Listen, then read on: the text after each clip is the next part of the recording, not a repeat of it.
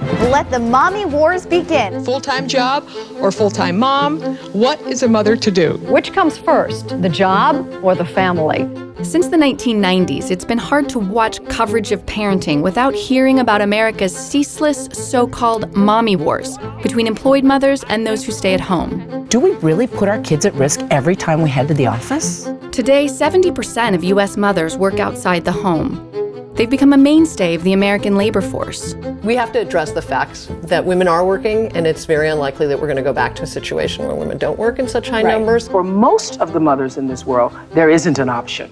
What if this war we've heard so much about actually isn't? The vocabulary we've been handed is one of debate, conflict, and it's a war. I mean, war?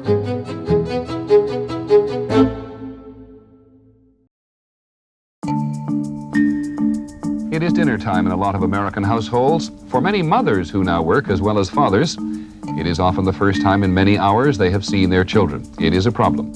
American women trying to have it all, a job and a family. When young children are involved, there's the question, would the kids be better off if their mother stayed home with them? For decades, anxiety about working moms has been a staple of our public conversation about parenting. By the 1990s, when 3/4 of U.S. moms held jobs, working mothers like Bridget Schulte still faced a cultural headwind. To be a working parent at that time was to feel really awful every day when you left the house. I felt really polluted by guilt.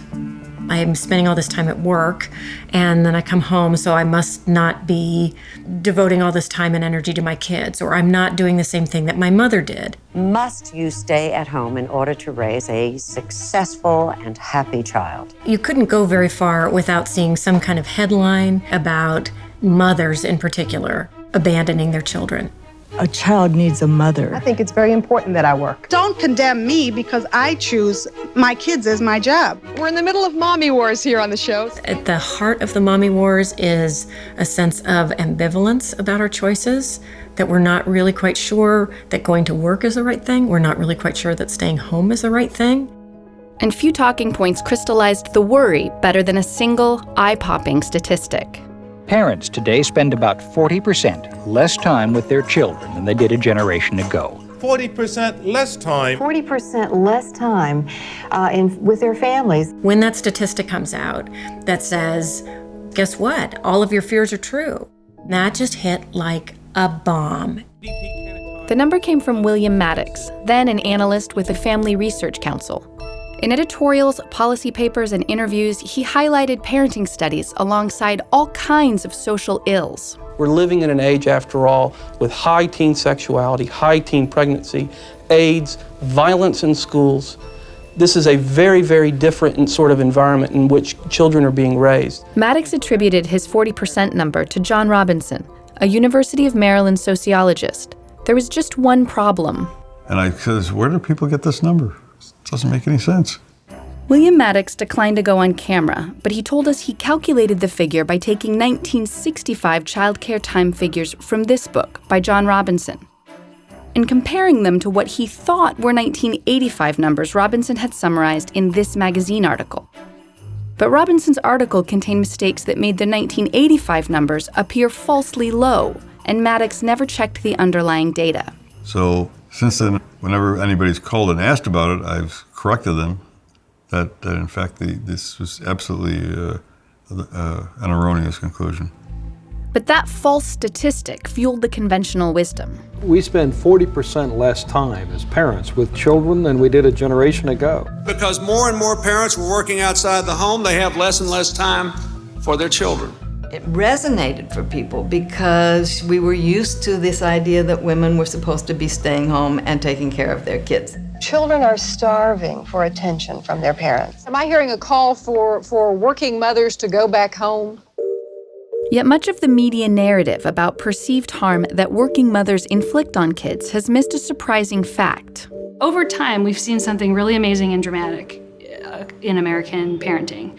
That is, particularly for mothers, they have marched out into the labor force in great numbers, and they have done this at the same time they are increasing their time with children in what we call primary care time. That's right, parenting time is increasing. By analyzing time diary data from parents, Mielke found that working mothers by 2000 spent as much time interacting with their children. That's reading and playing with their kids, changing and feeding them, as stay-at-home moms did back in 1975. And over the years, even total time with kids has gone up on average. How could this possibly be? Mothers have given up other things. Housework, some of their leisure time, a little bit of sleep. There's less spouse time among married parents. So lots of changes have added up to this amazing feat of the mothers spending the same or more time with their kids than they did in the past. And some historians say mothers having full days free to devote just to their kids are a more recent development than you might think. Throughout most of history, moms did not spend a lot of time with their kids. People worked on farms or small businesses. It wasn't until the 1920s that a bare majority of children transferred into families where the man earned the income. And in the 1950s, we began to think of it as the traditional family. A woman's place is in the home, and I suppose as long as she's in the home, she might as well be in the kitchen.